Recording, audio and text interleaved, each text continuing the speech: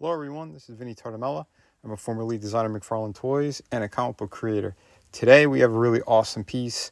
This is Ratchet from the Transformers 1986 Hasbro line.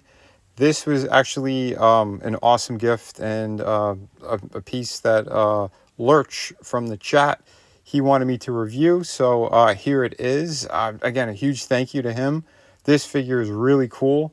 Again, wasn't really expecting this, so hell yeah, this was awesome. And no, I did not own it. I know Tommy does from Tommy the Guinea Pig Collective. He's done a great review on this as well. So I figured, yeah, let's get this one going. And yeah, beautiful, beautiful figure. The packaging is interesting. I'm not a fan that you could actually touch the figure, but at least there's a window so you could see what you're buying. So that's still better than what the G.I. Joe line had been doing. But either way, very cool. I know I've seen some of these Transformer figures in stores, and they're usually ripped open or kids or people tried to steal parts of them. Luckily, everything was here that's supposed to be here, which is essentially, his blasters and the backdrop. So there you go. And speaking of backdrop, there it is. There's the inside of the ship. So that was pretty cool. Yeah, there's a lot of Transformers that did not make it out of the 1986 film. A lot of them died right in the beginning, or at least Autobots. Yeah, so here is the figure out of the box on the rotating base, and they captured it perfectly. I believe I have the Cybertronian version of him, not the G1 look. So well, not until now, but yeah, I don't know where it is. Otherwise, I would have done a comparison. Yeah, it's in one of many bins right now. But yeah, this guy is, like I said, very accurate to the cartoon. Love the detail on him. The paint that's there is very, very clean, very nice. The only minor gripe I would give it is the right hand that has the blaster in it. You can't put the blaster all the way in. There's like a nub or something that's inside that hand.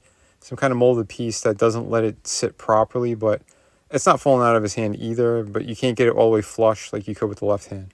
But other than that, there's no other issues with this guy. Transformation, just to kind of click everything into place. We have a slight issue there, but overall, it's very nicely done. He's got a ball joint for the head. You can't really get too much side to side. It does go all the way around, some up and down. He has full rotation and hinge for the shoulder. Bicep, 90 degrees, regular wrist turn. The waist goes all the way around.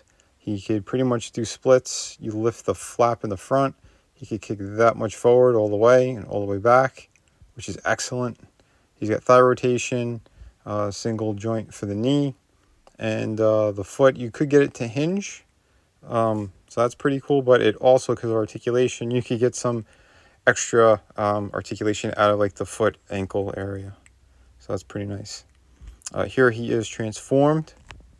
And yeah, it was a little bit tricky because the front of it and how it kind of connects, like right where the front wheels are.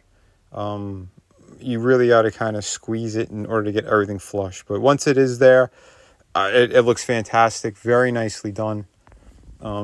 Yeah, beautiful engineering. That's what I'm looking for. Yeah, oh my God, like how they did the legs, very cool. Because it kind of like unfolds in kind of multiple parts, and then how it all kind of just you get that whole back part of the van. It looks great, excellent work.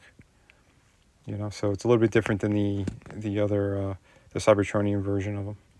And I do like that you could put the guns underneath, so it looks like exhaust coming out, or the exhaust pipes coming from underneath. That's very, very cool. I like that kind of weapon storage.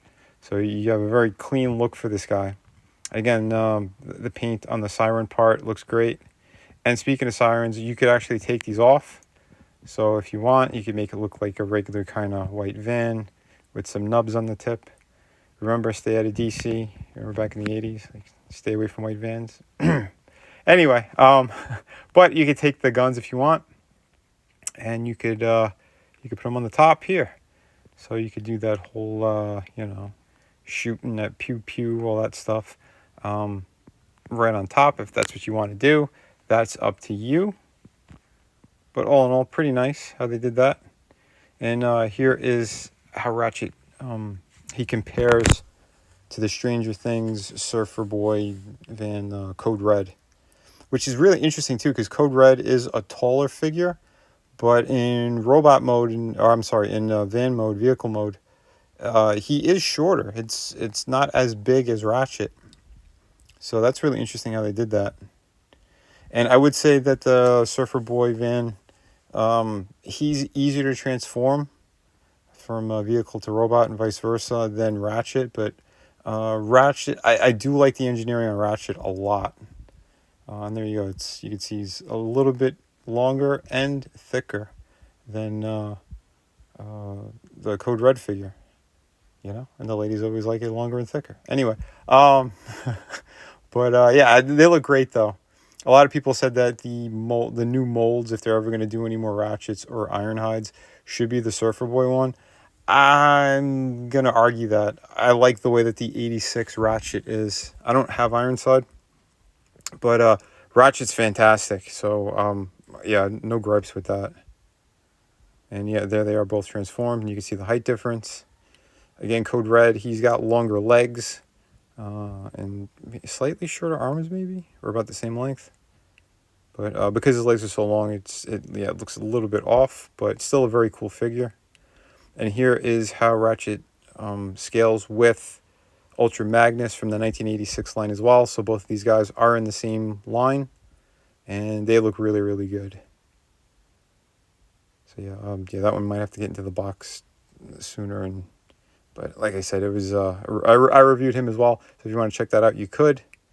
And all the info is on that review regarding the figure and all that. But Ratchet, killer piece. Killer.